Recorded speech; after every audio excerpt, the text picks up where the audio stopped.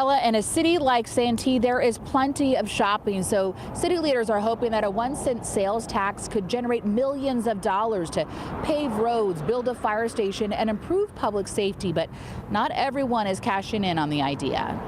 You can get just about anything in Santee. There's plenty to shop for, but shoppers are also feeling the pinch in their wallet. Definitely not easy because, having 2 kids, it's definitely harder. So when I told them that the city's considering a 1-cent sales tax, that wasn't something that many were happy about. Oh, even more taxes would kind of suck.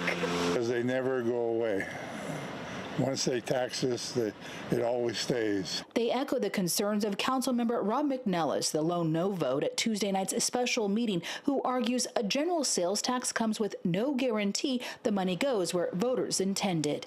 This is crap that we have to be here. We're not all going to be here necessarily 2 years, 4 years, or 10 years down the line. And those funds could be spent in any other way, fashion, or form. The council voted to study a 1-cent sales tax, double what was originally floated, because even though a majority of voters surveyed supported a half a cent, the city says $7 million a year just is not enough to address the $322 million in unfunded needs, such as a 3rd fire station, paving roads, and improving public safety. Santee's population has nearly sextupled since 1964, but only 1 additional fire station has been added in that time. A 1-cent tax would generate up to $14 million a year, with groceries, medications, and diapers remaining exempt. Mayor John Minto says unfunded state mandates have left the city with few options. The responsibility doesn't disappear.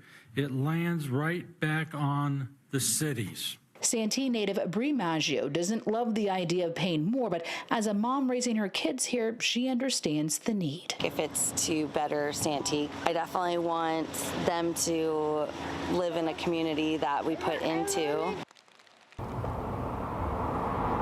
I spoke to the president and CEO of the Santee Chamber of Commerce, and she tells me that their organization is in full support of this. They say that the infrastructure is needed to be improved.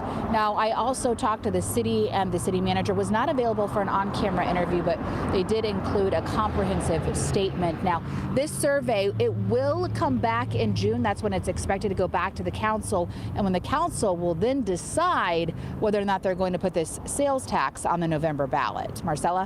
Abby, this isn't the first time that Santee voters have faced a tax question like this. That time it failed. So what do they think is different this time? Well, in 2024, Measure S, that failed. That would have increased the taxes to build that 3rd fire station. But leaders are betting that a more broader measure will have more appeal. All right, we'll have to wait and see what happens. Thanks so much, Abby.